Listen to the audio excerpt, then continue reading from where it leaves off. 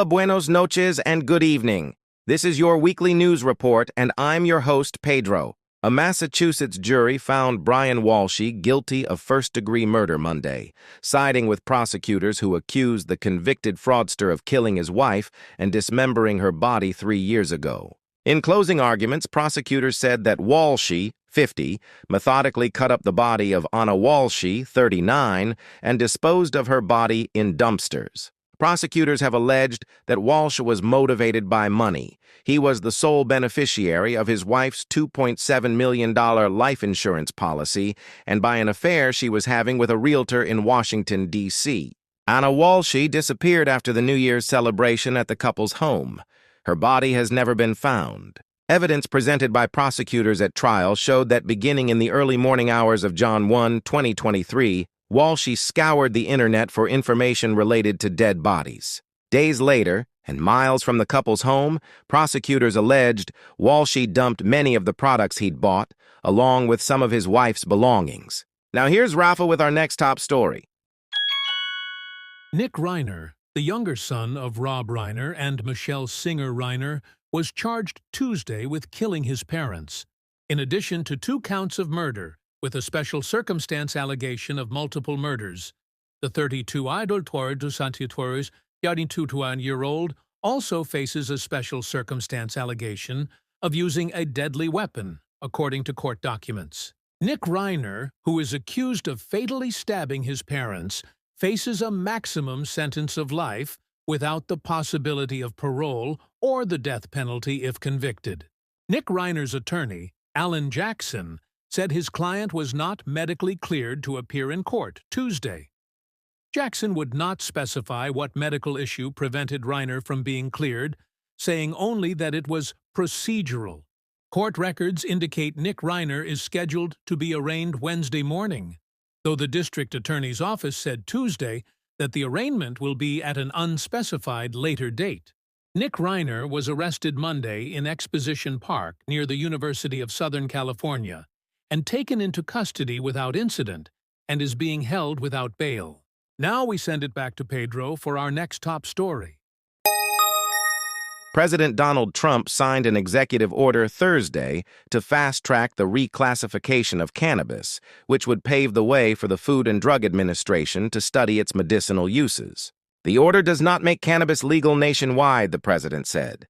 It doesn't legalize marijuana in any way, shape, or form, and in no way sanctions its use as a recreational drug, he said, adding the order is aimed at helping people struggling with chronic pain.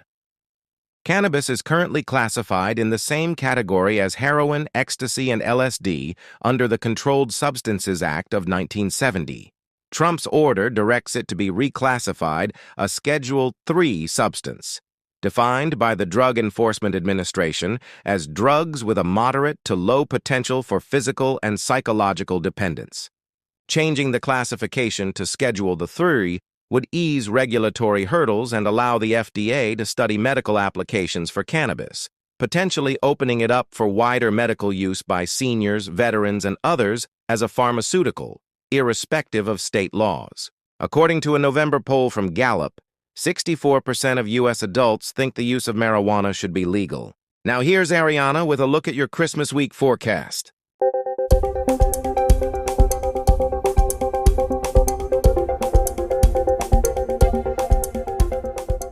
Hello everyone, I'm your chief meteorologist, Ariana, with a look at your Christmas week forecast. A series of atmospheric rivers with additional rounds of heavy rainfall will continue to impact the West Coast throughout the coming week. Upper ridging will work over the interior, west, and central U.S. early this coming week, which will strengthen into midweek with a south-central upper high setting up. Heavy precipitation will affect California in particular, with precipitation pushing into the Intermountain West and Colorado Rockies as well.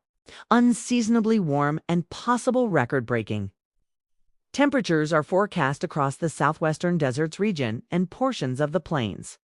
The northern tier can expect colder periods with shortwaves and frontal systems moving through the region. Disturbances in the moving through the northern tier region will bring light precipitation across the north central and northeastern U.S. through the early part of the week. Further south, some weak to moderate Gulf moisture systems will move across the south and east central U.S. and lead to mostly rain chances across the lower Mississippi and Tennessee valleys early to midweek. Temperatures across the desert southwest into western Texas with high temperatures anywhere from 20 to 30 degrees above normal for this time of year. Now a look at your 7-day forecast for the Phoenix, Arizona metro area. Warm temperatures for the first half of the week and a system moving in around midweek will bring cooler temperatures and rain mid to late week. That will do it for this week's forecast. Now we send it back to Pedro, and everyone have a Merry Christmas. That will do it for this week's Weekly News Report. As always, thank you for watching, and we here at KJM Productions wishes everyone a Merry Christmas. Gracias por vernos y desde KWM Productions les deseamos a todos una feliz Navidad.